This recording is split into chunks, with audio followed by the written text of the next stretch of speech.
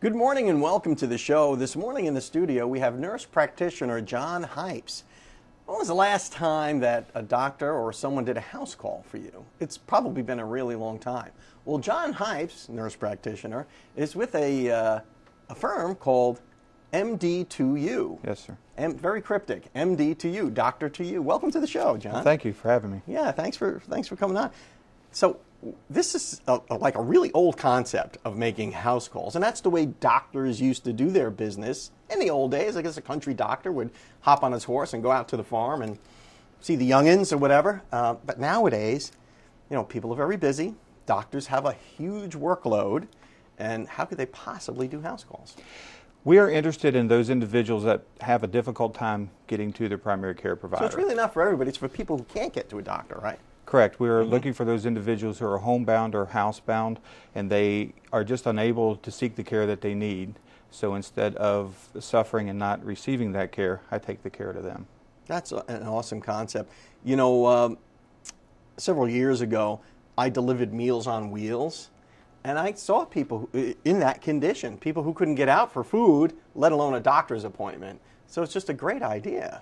Yeah, the idea really works well for a lot of people because, as we know, our population, we are living longer. Baby boomers are also now the caregivers for even their older parents. And everyone's going in 50 different directions at 50 different times. And we can provide a service that can make their life a lot easier. Yeah, and how did the idea come about? Was it just kind of this retro idea, or did somebody have a brainstorm one day and say, you know what, we should start a business called MD2U and start making house calls? The company was started in Louisville, Kentucky. Dr. Benfield is our founder.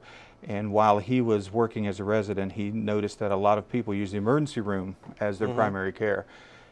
He had the vision and the foresight to realize that we could take primary care into the home. And instead of using physicians, he opted to use nurse practitioners, kind of taking advantage of our background as nurses as well. And nurse practitioners can do a lot of the things a doctor can do, can't they? Yes, sir. In a collaborative practice agreement, we can perform, we can order labs, we can order x-rays, we can interpret results, we can order medications. And when you talk about that collaborative arrangement, basically you have to confer with the doctor. Yes, sir. To order these things, I would imagine. Correct, yes. It's just like any other collaborative agreement in Florida for nurse practitioners. We have a standard of practice that we follow and keep them informed. Well, now you're here in Panama City, and you're offering this service to people in Panama City. We've got to run off to a break, but on the other side of the local weather, I want to talk about what people can do to avail themselves of it, how you can, if you qualify for this type service, and how do you pay for it? Okay. And we'll be right back after your local weather, brought to you by the West Pittman Law Firm, westpittmanlawfirm.com. Welcome back to the show. I'm here with nurse practitioner John Hypes from MD2U, which is a new service that makes medical house calls to your home. John, why Panama City? Why is MD2U here in Panama City? Panama City is a good destination for MD2U because we are branching into Florida from Louisville. We see a need of people who are just unable to get to their primary care, and they're just not being served. Yeah, I would imagine wherever there's an elderly population, that would be your typical client? Our typical demographic is someone who is elderly or has complex medical issues that do not allow them to leave the home without a lot of effort. Right, so it's now you won't take them to medical appointments, you bring the medical appointment to them. Correct. We are not going to try to replace anybody's primary care that's going to an office right now. If they have a primary care established and they can get to the office and get their care, I'm happy for them. I am looking to serve those people who are unable to get to their primary care appointments. How many people fit into that category? Are there many people out there that can't make it to a medical appointment? There are some markets, and we're hoping Panama City will be able to help find that niche of people who need us. But more than you would imagine. Now, as far as a micro practice and an MD2U nurse practitioner practice, we, as an individual nurse practitioner, my patient census, so to speak, will probably always stay under 200. As the need grows in Panama City, we will have other nurse practitioners. I see. We always want it to be nice and personalized. I want the patients that I serve to know me and me to know them and be able to provide for them at various different levels what they need. Yeah, so you would just bring on more nurse practitioners as the workload grows. Yes, sir. Yeah, well, that's important to people too. You just don't want to be a number. And people are real, with all the things going on in healthcare nowadays, people are really afraid for their healthcare. Now, how do you afford something like this? This sounds like a really expensive proposition for most people. No, sir, we are Medicare. We have to be Medicare eligible. Medicare pays for MDTU. They pay for the house calls. We do not make people pay any type of concierge care. We do not charge any type of travel to the home. We do not charge any other hidden fees. We bill primarily and predominantly Medicare. So, okay, so is it like a subscription, I would imagine, or? No, sir. We find the need. If somebody needs primary care, they contact the MDTU offices. We get the paperwork started, and then I show up for the first visit. Okay, now, if somebody was considering this and they wanted to learn more about it, do you have a website or anything where we could learn more about this? Yes, we do. MDTU.com is the primary website for the... Another cryptic title from MD2U.com. Okay. Easier to type, harder to say. Yeah. But it has all the information, and then you can contact through that, and we also have a local phone number that we can, if patients are interested in checking if they qualify. And that number is, the best number to call would be 1-866-460-3567. Okay, so if you're an elderly person who has problems getting to appointments, or if you're a caregiver, maybe you've got a mom or dad, that you're looking after, that would be a great help, wouldn't it? It does. It makes everybody's life a little bit easier. When you are in that state of health and you have to go to a doctor's appointment, you have to try to arrange transportation. That can be traumatic in and of itself. Then the wait time in an office while you are in a waiting room full of people. It just takes the agony out of that whole dance. John Hypes, we're so out of time, it's not funny, but thank you so much for coming on the show and getting us smart on MD2U. Appreciate it. And we'll be right back after your Mad Hatter Minute.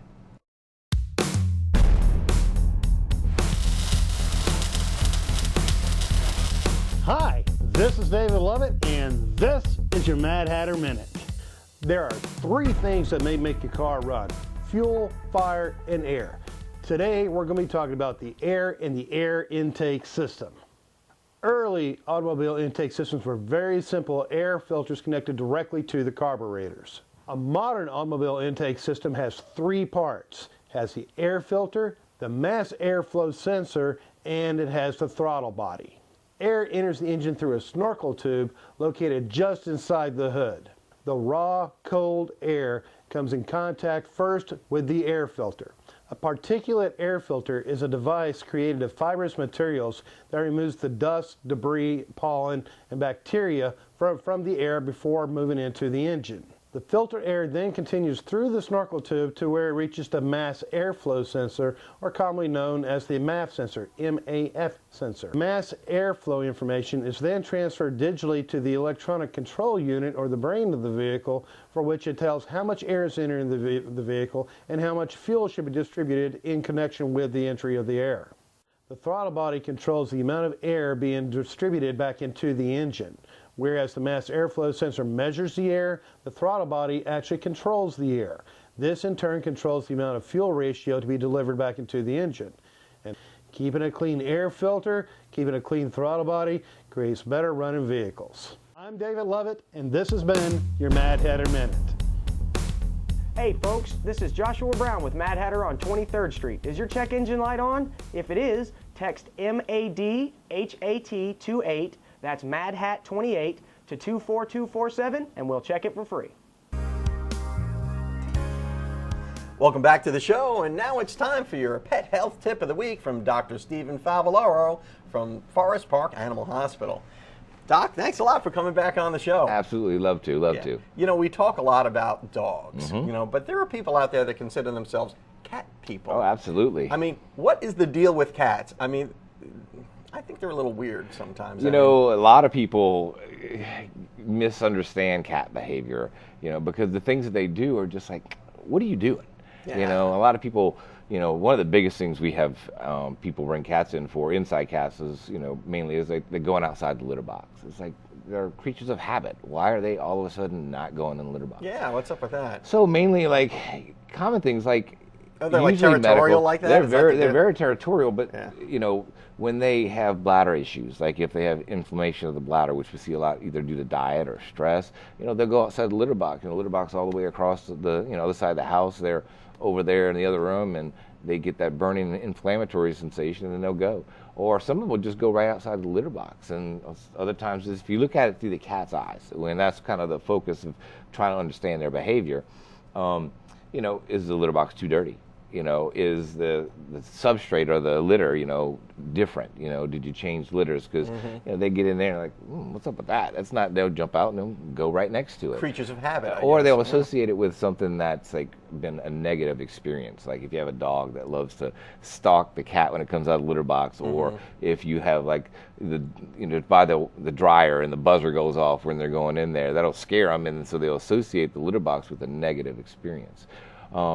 So that's one of the biggest things we see. You know, spraying is another one. You know, that's really an obnoxious habit. I mean, because that'll stink up your house. Absolutely. Yeah. The odor of cat urine is incredibly pungent, and I'm sure there's an evolutionary reason for that. Absolutely. If you look at it through the cat's eye, it's marking. It's territorial. So something has happened inside their house that has been deemed a threat. And that could be inside or outside. So if you have a cat who's been neutered and they're doing it, someone could have moved in, someone could have moved out, you could have got a new kitten, could have got a new dog.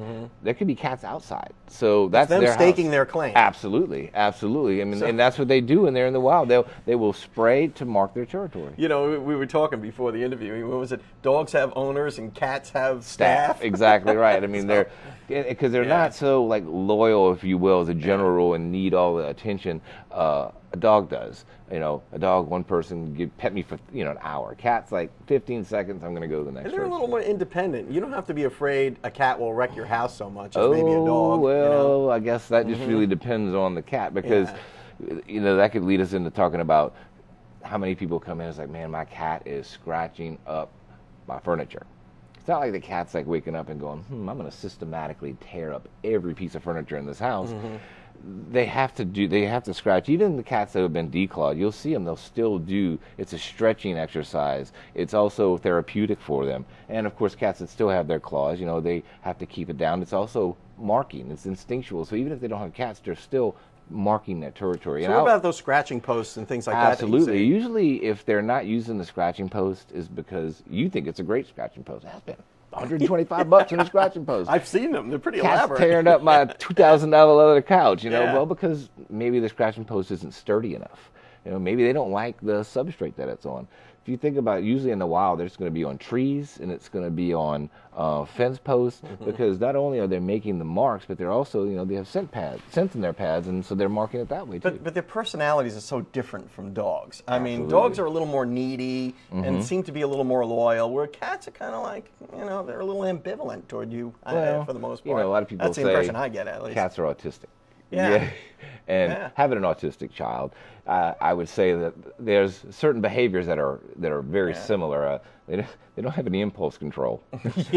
Their emotions seem to be extreme. You know, so they're 1 minute loving you, next minute chasing you down the hallway, biting you on the leg. You know, they're predatory creatures. So if they're bored with their environment, you become their focus. They're going to stalk you, you know. And that's why at night, too, you know, you're sleeping and the cat's running around acting crazy. And you're like, what are you doing?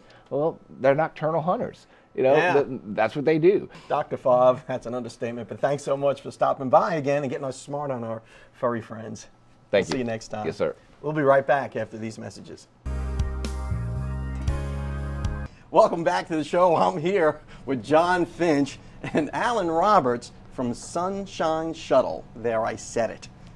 Congratulations. Now, don't make me, this is like take Thank 8, you. Sunshine Shuttle. I can't say it. Now, we see the signs at the airport for the shuttle. Right. You know, so anybody who travels in and out of Panama City, you know, sees all that. But there's a lot more to the business, isn't there? It is. You know, the airport, we feel like that's a real important part of the culture here, because it's the first impression that people get of the region when they fly in here. Sure. And they see a uniformed driver that's background checked and drug screened with a brand new vehicle, and it sets the precedence of their their week here. So we're real happy with that contract, and really happy to be able to serve the community with a higher level of service. Well, it's not just shuttle, but it's limousine as well. I left that out of the title. Yes. So I could get a limo if I got a DV or a yes, distinguished sir. visitor coming into the airport. Absolutely. We provide everything from SUVs to sedans to mid-sized vans and large vans for big groups. You know, John, I was talking with Alan recently, and we were talking about this new thing called the Turtle Express. And it's kind of a new economic model, isn't it, for moving people around, isn't it? It is. It is. It's a unique program that is funded by all the businesses and resorts on 30A. And it's a pilot program. It's one trolley right now. It runs from 11 a.m. to 12, I guess it's 12 midnight.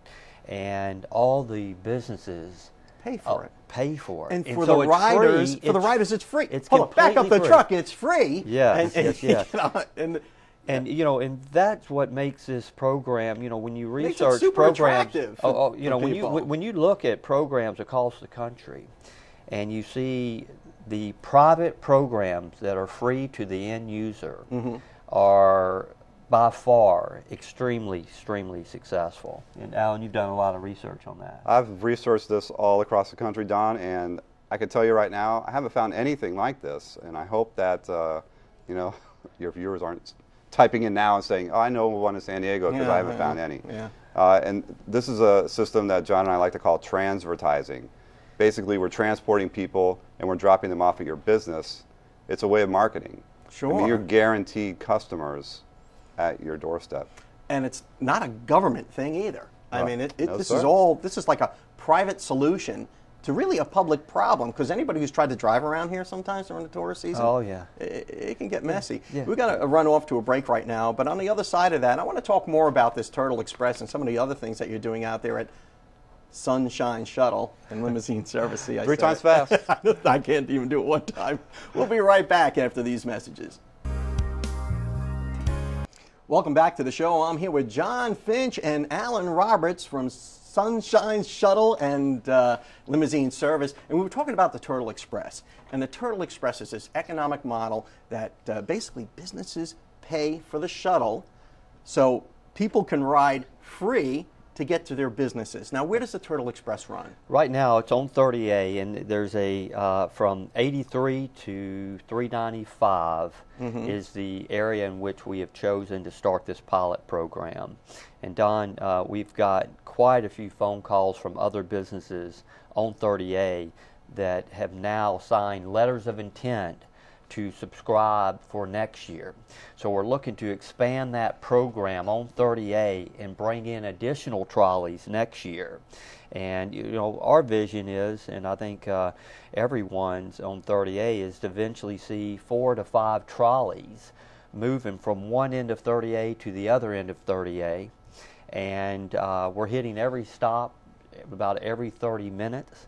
And not only does this alleviate all the cars, it's green, environmentally friendly. Also, there's no drinking and driving, and so it's just a win-win for the entire community to be able to stop at a business, open your doors, and let customers into your place of business. So it's great for the businesses. Absolutely. Because you're delivering people to your door. And it's great for people who are on vacation or might be just have a place out there. You don't have no hassle with the car, no hassle with parking. Great. I mean, if you drive here, you park your car, and you don't get in again until you leave to go back home. because the car's a big pain to deal with. Absolutely, absolutely, and trying to find parking and what have you. So we're real excited about it, and the ridership every single week it's increasing. Do you think this could grow beyond 30A?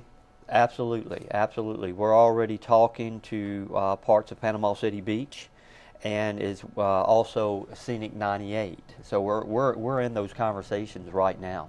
Oh, that would be so cool, especially with spring break, the way the traffic is during. Anybody who's gone down Front Beach Road. Yes. When we moved here, I had to do it once just Yeah. to see what it was like, and it was terrible. You know. Don, we've started a pilot program on Panama City Beach for spring break. We did that this spring break. It was and I mean, it was so successful. We're going to looking to roll that out to 10 shuttle buses next year for spring Wow. break. So we've got a lot of things to talk to you about when it comes to Panama City. Well, I can't wait to get out there and ride the shuttle and learn more about this. Alan, if somebody wanted to learn more about Sunshine Shuttle, I can't say it, or the Turtle Express, how do they do that? It's very simple. You could log on to our website, sunshineshuttle.com. Well done. You can also go to there are a lot of areas of this region where you can hit their website, but the most popular one is 30A.com. 30A.com. It's a pretty well-branded website in this area. And that is such a cool place, 30A. If no beautiful. one's been there, you got to go. Got to run. We're so out of time. It's not funny, but you gentlemen are welcome back anytime. And thanks for what you're doing for this region and for the environment. Well, thank you, as well. Don, and we welcome you out to the Turtle Express anytime. Oh, I'm going to ride that turtle. Yeah. And we'll see you next time.